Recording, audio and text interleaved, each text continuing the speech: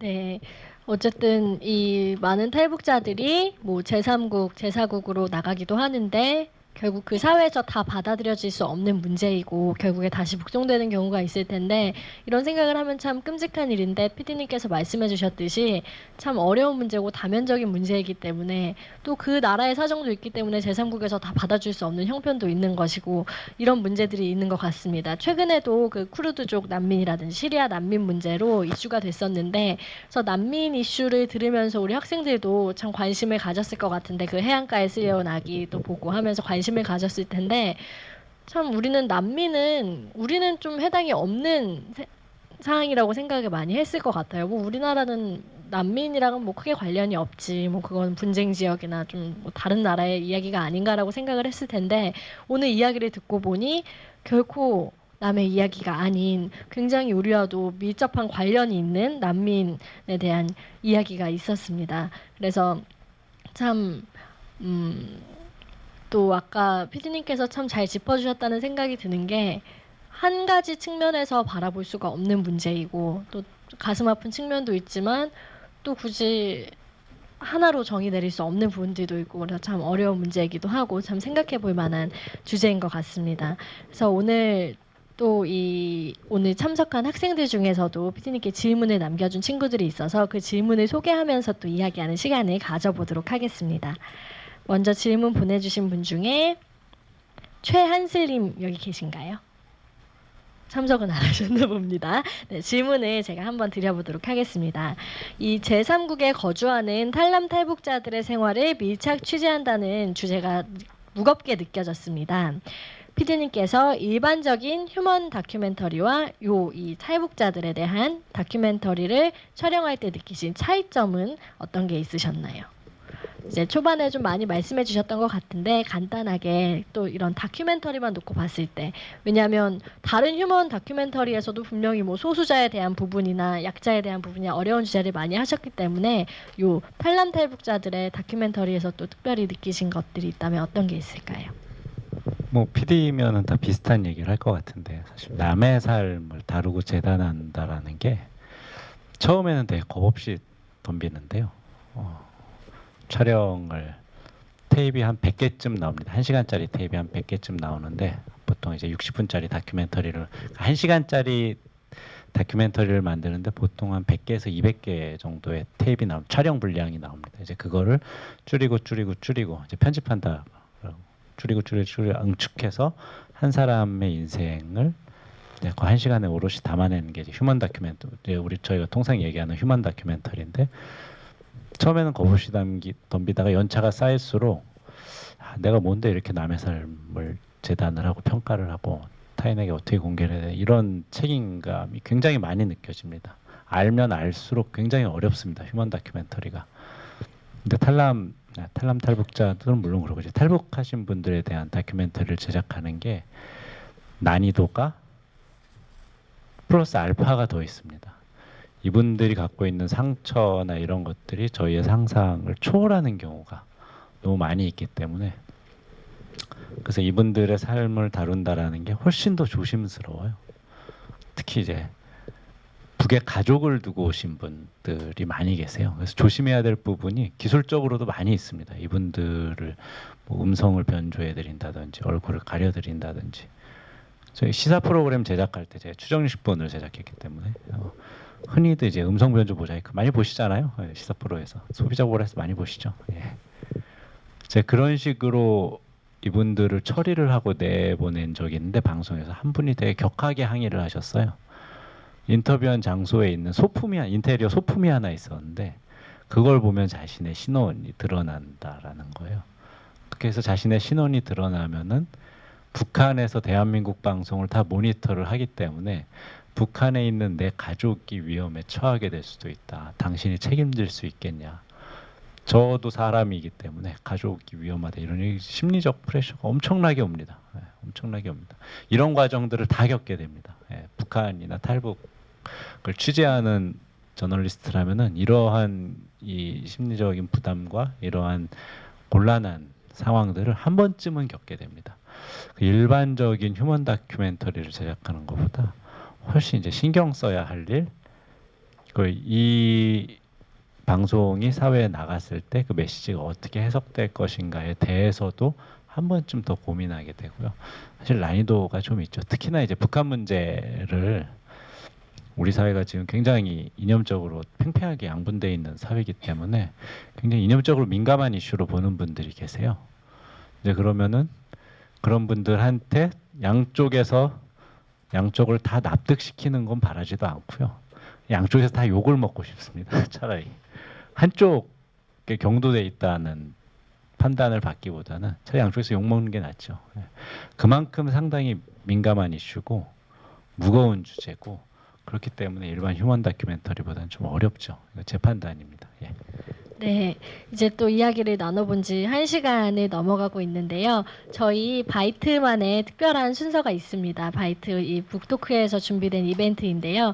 이렇게 1시간 정도 얘기를 듣다 보면 뭐 좀 몰랐던 것에 대해서 알게 되기도 하고 북한이나 북한 인권에 대해서 느껴지는 부분들이 있을 텐데 그걸 한 줄로 북한 인권은 혹은 북한은 무엇이다 라는 한 줄평을 여기 이 안내문에 적혀 있는 문자 그 전화번호, 휴대폰 번호로 문자를 보내주시면 저희가 그 중에서 끝나기 전에 이제 거의 15분 정도밖에 남지 않았습니다. 그 전까지 보내주시면 아마 이제 한 10분 안에 보내주셔야 될 것 같아요. 그래서 지금 문자를 하나씩 보내주시면 저희가 끝나기 전에 소개를 해드리고 또 4명을 선발해서 문화상품권을 드리겠습니다. 좀 자유로운 양식으로 뭐 오늘 들은 탈남 탈북자들에 대한 것이라든지 그냥 북한 인권에 대한 것이라든지 한 줄평으로 이렇게 얘기를 해주시면 되겠습니다.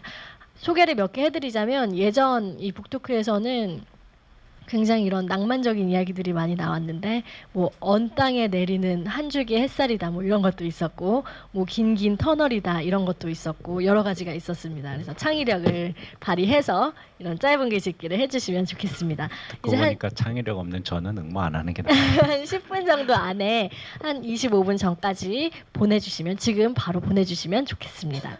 이 문화상품권 이거는 얼마가 걸려 있는지 제가 정확히 모르겠는데 최소 10,000원 이상. 이것도 20,000원인가요? 요즘 문화상품권이 쓰임이 많아서 학생들에게 굉장히 저는 저 때는 도서상품권 주면 화가 났거든요. 저거 돈도 아닌 거 준다고. 근데 학생들 요즘은 문상 여기저기 쓰이는 데가 많다고 합니다. 그래서 문상 걸려 있으니까 참여 많이 해주시기 바랍니다. 그럼 질문 또 해보도록 하겠습니다. 아까 PD님께서 해주신 말씀 중에서도 이 탈북자들이 남한 생활에 적응하기 어려운 게 뭐 언어적인 문제다 이런 것들도 있지만 기본적으로 남한에서도 탈북자들을 위한 복지를 제공하고 있는데도 불구하고 또 제3국을 택해서 가는 경우가 많다고 하셨습니다.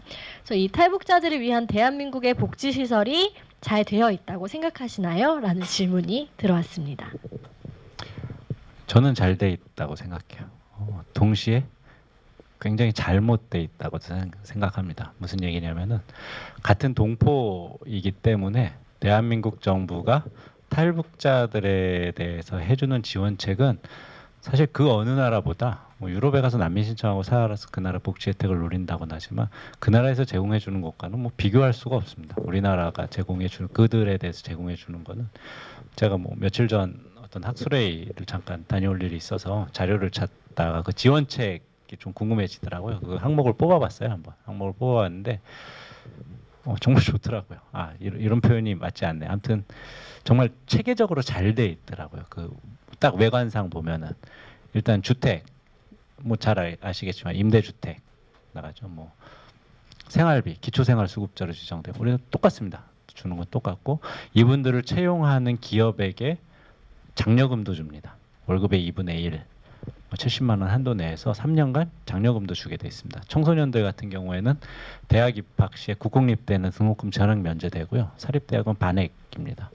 심지어 대학에 들어갈 때 탈북 청소년 특례 입학이 있어갖고 별도로 관리돼서 대학 진학이 그러니까 경쟁을 남한 청소년들과 경쟁 안 하게 되는 경우도 있습니다. 외관상 해주는 지원 제도는 제가 보기에는 고개를 끄덕이게 될 정도로 사실 굉장히 잘 정비가 돼 있습니다. 많은 고민이 있었을 테고 정부에서도 사실 이들에 대한 지원에 대해서 남한 국민들의 흔히 생각할 수 있잖아요. 야 우리도 임대주택 주고 우리도 돈 주라 뭐 이렇게 할 수 있는 부분임에도 불구하고 정부에서 고민을 해서 굉장히 지원책을 잘 갖춰놨다. 특히 하나원에서 적응 교육도 그렇고요. 문제는 근데 이렇게 지원책이 잘 되고 있는데 이 지원책에 의해서 이분들이 충분히 적응을 그만큼 잘 하고 있냐, 그러니까 이 제도가 실효성이 있냐의 문제죠. 그래서 전문가분들이 이런 말씀하시는 분들이 계시더라고요. 우리가 이제 물적 지원에 치중을 해왔다라면은 심리적 지원으로 정책의 방향을 돌려야 될 때가 됐다. 이제 그런 말씀하는 분들이 계셨고, 그게 의미하는 바는 뭐 여러분들도 잘 알고 계실 것 같고요. 예, 뭐 그렇네요. 예. 네, 피디님께서 어쨌든 탈북자들 참 대한민국에서 많이 만난 분 중에 한 분일 거라고 생각이 드는데요. 직접 만나본 탈북자들은 이 북한 정권에 대해서 어떻게 생각하고 있었는지 궁금합니다라는 질문이 들어왔습니다. 막상 우리는 뭐 북한 정권에 대해서 굉장히 모두가 비판적인 입장을 취하고 있고 익히 잘 알고 있는데 그 탈북자들은 또 어떻게 생각하고 있는지 좀 말씀을 해주시죠. 그 정권을 바라보는 시선과, 그러니까 흔히 말해서 이제 3대 세습 정권, 김일성, 김정일, 김정은으로 내려오는 그 3대 세습 정권을 바라보는 것과 북한의 체제, 그 사회주의 체제를 바라보는 시선과 또 막연하게 한 사람으로서 그 고향에 대해서 바라보는 시선이 되게 혼재돼 있어요. 혼재돼 있는데 사실 저희 미디어에 나오는 탈북자들의 시선은 이제 정치적인 부분을 미디어에서는 많이 보도를 하죠. 많이 보도를 할 수밖에 없고 그냥 그런 게 이제 뉴스밸류가 있는 경우가 많으니까.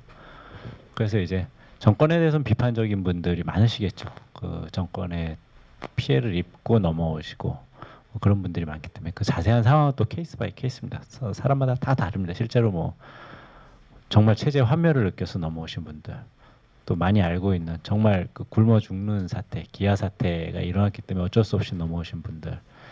근데 뭐 그중에는 북한에서 범죄를 저지르서 넘어오신 분들도 실제로 계세요. 북한에서 범죄를 저지르고 교도소 가게 생겼으니까 넘어오신 분들도 계시고. 그러니까 다양한 분들이 섞여 계시는데 아무튼 정권에 대해서는 상당히 비판적인 시선들이 있을 수밖에 없죠. 일단 먹고 사는 문제를 해결하지 못하기 때문에 대량 탈북 사태가 일어났기 때문에 하지만 그 체제에 대해서는 다양한 의견들이 계시더라고요. 사회주의 체제와 자본주의 체제를 비교해 가면서 그래도 우리 사회주의가 낫다라고 이야기하는 분들도 계시고 되게 일률적으로 얘기하기 어렵습니다. 한 인간으로서 고향을 바라보는 거는 똑같습니다. 예, 그거는 뭐 남한 사람하고만 똑같은 건 아니고 인간이 갖고 있는 그 본성 똑같습니다. 이분들도 넘어오시면은 제일 친해지기 쉬운 그룹이 같은 고향, 같은 출신들끼리 상당히 많이 친해지죠. 함경도면 함경도 출신, 평양이면 평양 출신 이런 식으로 뭐 자강도면 자강도 출신. 고향에 가고 싶은 욕구도 굉장히 많으시고. 북한 정권을 어떻게 바라보냐, 탈북자들이 사실 미디어에 노출되는 양태는 김정은 정권 언젠가 꼭 체제를 전복해야 하고 거기에 탈북자들이 뭐 풍선 날려보내는 분들도 계시고 그런 분들 많이 나오시잖아요. 근데 그렇게 딱 그 모습으로만 해석하기에는 상당히 여러 가지 모습이 혼재돼 있어요. 오늘 거듭해서 말씀드리는 거는 이분들을 바라보는 우리의 시선에 대해서 한번 생각해 보자. 너무 이렇게 언론에 노출된 걸 단일한 시선으로 한번 보지 말. 이런 문제들이 있을 수 있겠구나를 우리가 한번 그들의 입장에서 한번 생각해 보고 그러면 되게 좋을 것 같아요. 예. 네, 제가 오늘 바이트 북토크를 5번째 진행을 하고 있는데 오늘 그 어느 때보다 이 집중도가 참 좋습니다. PD님의 이 핸섬한 외모와 묘하게 중독성 있는 이 겸손한 화법, 좀 굉장히 독특한 화법이라고 저는 느끼고 있는데 좋은 말 해주실 땐 가만히 있어야 되는 거죠. 그래서 이 학생들 집중도가 굉장히 높은 것 같은데 제가 예고해드린 그 북한 인권 한 줄평 문자로 보낼 시간을 학생들이 지금 틈을 못 찾는 것 같습니다. 계속 빤히 이렇게 PD님 보고 있느라고. 그래서 제가 한 1분 정도 지금 그냥 그 문자를 보낼 시간을 아예 딱 드리는 게 좋을 것 같습니다. 문자를 지금 바로 핸드폰에 꺼내서 보내주시고 저는 1분 정도 이제 PD님과 좀 이제 북한 외 가벼운 이야기를 한번 해보고 싶습니다. PD님, 그럼 PD님 2004년에 입사를 하셨다고 하셨는데 가장 큰 방송 사고 하나만 짧게 얘기해 주시죠. 예, 그런 건 제가 얼마든지 얘기해 드릴 수 있어요. 뮤직뱅크 조연출을 했는데 뮤직뱅크가 생방송이었어요. 저 이제 조연출이니까 그 밑에서 이제 인터컴이라는 걸 차고 그 연출하는 메인 선배가 얘기하시는 게 다 들립니다. 연출하는 메인 선배는 저 2층에 계시고요. 이제 조연출이 밑에서 그거 차고 연출하는 선배가 야 가서 누구 데려와 하면 누구 데려오고 야 뭐 해 하면 다 뭐 하는데 그 누구 생방송이라서 노래를 막 하고 있잖아요. 정확히 그 가수가 너무 잘 기억나는데 가수 이름은 얘기 안 드릴게요.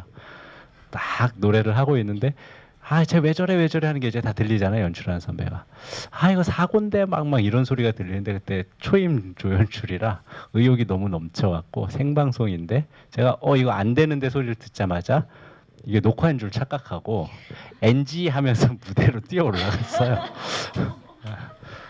한 0.5초 정도 나온 것 같아요. 제가 무슨 잘못을 저질렀는지를 깨닫는데 0.5초 정도 걸렸던 것 같습니다. 그러고 무대에서 바로 이렇게 쓰러져서 내려왔죠. 쓰러져서 내려온 다음에 그 1시간 동안 방송하는 1시간 동안 제가 평생 살아온 욕을 다 들은 것 같습니다. 그 연출한 선배가 굉장히 괄괄한 선배였는데 야이 XX야부터 시작을 해서 그 카메라 커팅을 하세요. 카메라가 여러 대 있잖아요. 쇼는 노래하는 걸 잡기 위해서.